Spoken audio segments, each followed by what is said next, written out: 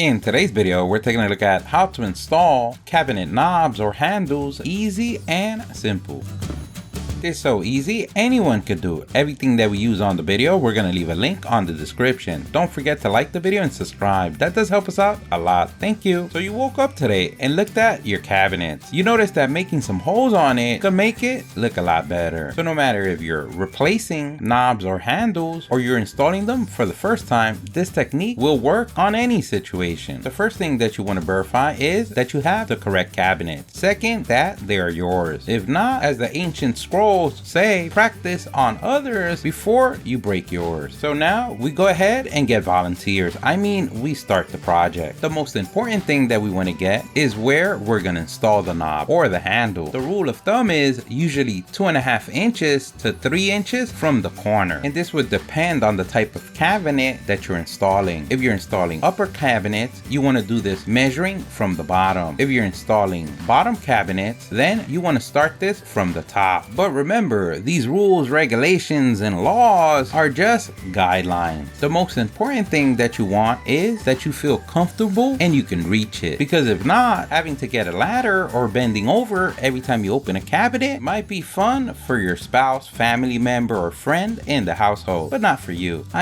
Would not be good for no one in the household. Wink, wink. So now that we filled your brain with data, what this means is that on this cabinet, a bottom cabinet, we're going to start from the top and we're going to measure 2.5 inches to 3 inches. A pro tip, taking your knob or handle at this time and placing it either on the 2.5 or the 3 inches and having a visual representation of future outcomes is, we would say, a good idea. And sometimes the 3 inches are more for the bigger knobs than the smaller ones. But at the end of the day, you are the king, queen, both or none of your castle. And now comes the second measurement that we want to find. We want to find the middle of the material where we're going to place our knob or handle. In this particular case is 1.5 inches. So that means the middle point should be 3/4. So this is basically going to give us our horizontal and vertical line. And where those two paths meet, that would be your center line. So that means you're at a crossroad. Do you stay on the job or you leave? Just call it a day and say that's a Picasso. What I mean is, at the top we have the 2.5-inch line, and at the bottom we have the 3-inch line. And where the dots are, that is our center location where we're going to drill. So this means that if you're doing a 1 screw hole knob with this measurement, you should be able to repeat this 15 to 25 more times on each and every cabinet, the bottom ones and the top ones. So here you are at the crossroads. Once again, should I leave the job or should I stay?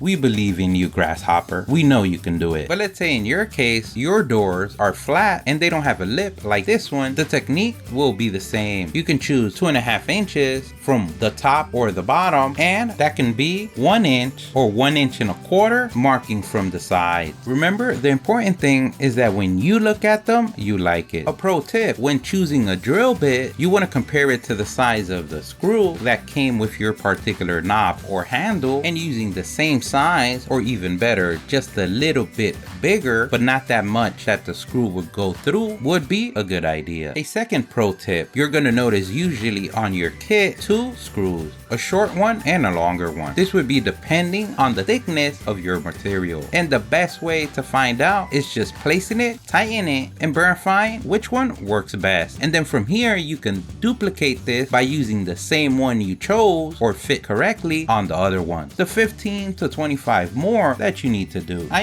You can do it, grasshopper. We know you can. Another pro tip, using a screwdriver or placing the drill on a low number or using a small screwdriver drill with less power would prevent from the knob or handle twisting on your hands at high speed and either scratching the cabinet, or how we like to say on the StatUpBox team, the last thing you want on a clear sunny day is to die. But let's say in your case you don't have a 1-hole knob or a 2-hole handle, then the technique is going to be the same. The only difference difference now that we're going to measure from center to center of the handle hole so we can know where to screw our second hole. And a pro tip, sometimes this information could be found on the barbecue paper provided by the manufacturer. I mean the owner's manual or the installation guide provided on that box you threw out already. I mean, you can usually Google this on their website. So what the measurement that we're looking for is the center of the hole on the top and on the bottom. And we don't want to confuse this with the size of the handle, which is the one that you usually see in the description of it. So as you can see on this one, the measurement from hole to hole is 3 inches 3/4, but the size of the handle itself is 6 inches. But the one that we want for the installation is the 3 inches 3/4. But also remember, a pro tip, that in some handles, what overextends from the hole outward could be longer than the 2.5 3 inches that we start with. So that's why always having a visual representation of where you're going to place the handle is the way to go. But also having measurements so you can repeat this to the 15-25 more cabinets that you have to go. So in this case, what we like to do for handles is start by finding the center or the middle of the width of our board or material. And just like before, we already know that it is 3.25 inches. So let's say in your case, your handle, the measurement from hole to hole is 3 inches. Then we would mark on the line 2 dots 3 inches apart. If it's 4 inches, 4 inches apart. If it's 5 inches, 5 inches apart. And remember, you do want to start the line at the 2.5 inches or 3 inches from the top or the bottom. But remember, just like we said before, the best place to place it is where you feel more comfortable. Let's say it's a big one door panel, then you just want to place it where it looks visually pleasing to you and that you can reach it. So sometimes just placing it in the middle is the way to go, but having the center point, that would make it aesthetically pleasing and repeatable for the other one, the 15-25 that you have to go. But let's say in your case, your doors are flat and they don't have a lip like this one, the technique will be the same. You can choose 2.5 inches from the top or the bottom, and that can be 1 inch or 1.25 inches marking from the side. Remember, the important thing is that when you look at them, you like it. You are the king, queen, both or none of your castle. So in this case, we went 3 inches down, 3/4 inches from the side to get our center. But remember, if you have a flat style door, then you can go, instead of the 3/4 inch from the sides, you can do 1 inch or 1.25 inches. And a pro tip, using a pencil to do the marking is a good idea. The last thing you want is to use permanent marker and have to go from a small job to a big job. But let's say in your case, you want to step up your game and use a cabinet hardware jig tool like this one, because you have 15-25 more doors to do. This pro tip would make your job a lot easier. And instead of measuring and getting your tape measure, what we like to do is just insert the screws on the template jig tool, loosen our tightening screws, and insert our handle screws on the handle. And we want to make sure that we screw our screws in the handles halfway